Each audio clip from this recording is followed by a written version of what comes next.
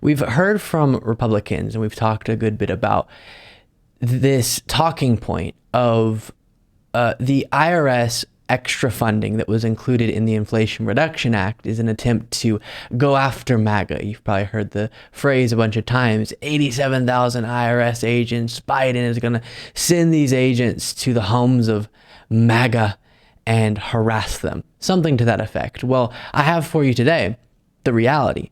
What actually is getting done because of this policy that Biden pushed for, Democrats got through in the Inflation Reduction Act, which was enhanced funding, increased funding to the IRS. You might remember during the negotiations over the debt ceiling, one of the things Kevin McCarthy got as a win in his column was decreasing a bit the funding that was going toward the IRS, which is absurd because of what I'm about to walk through. So take the talking point you've heard of 87,000 IRS agents are going to come and harass MAGA. And then here's the reality. And it's another example of the juxtaposition between what often the Republican leaders say is reality and what actually is.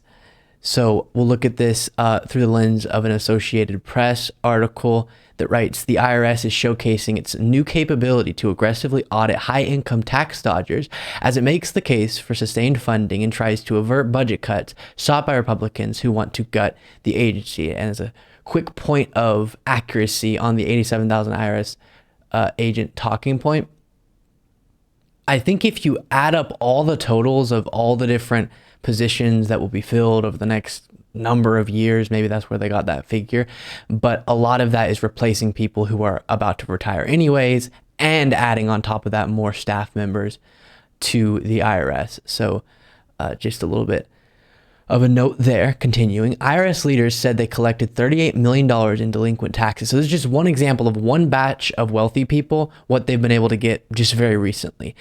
And it'll obviously be in the billions over the course of time, from more than 175 high-income taxpayers in the past few months.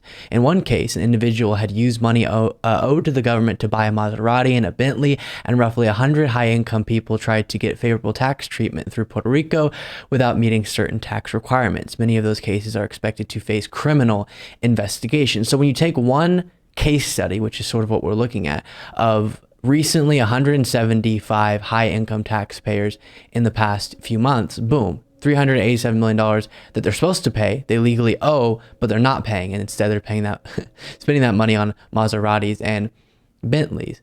And so it seems like one of the least controversial things you could possibly imagine.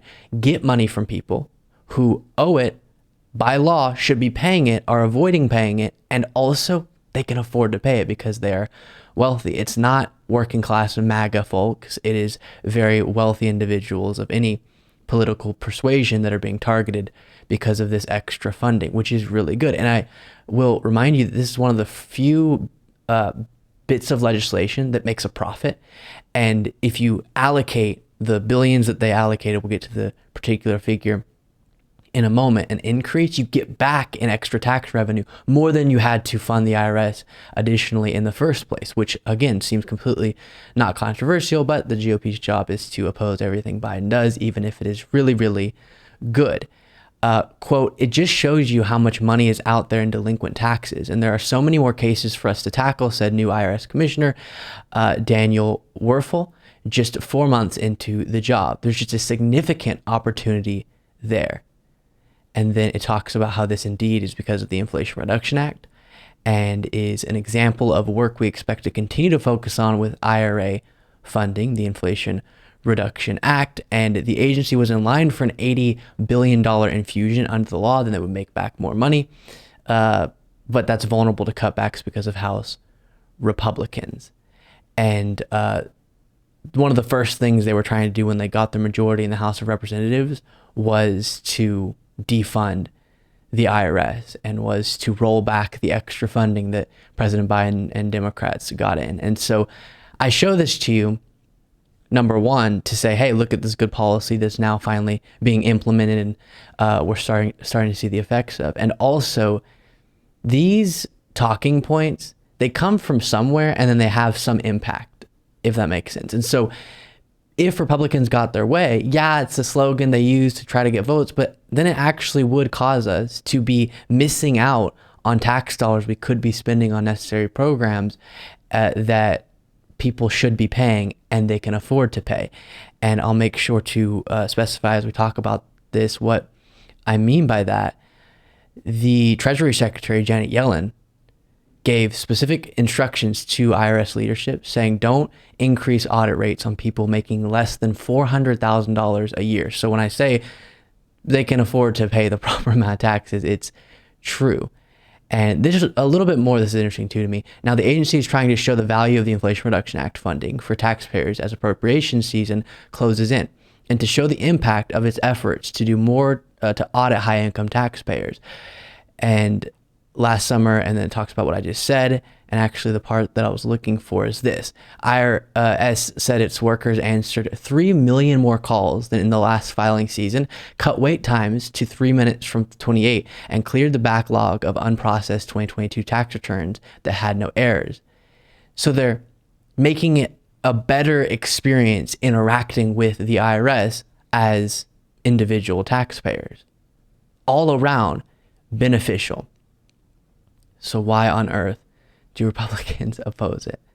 And I really think this serves as a great example of that reality of politics not just playing a role in these conversations, because of course it will. It's politics. We're going to have people trying to brand effectively and get talking points out there and have the bumper stickers and oppose their political opponents. All of that makes sense.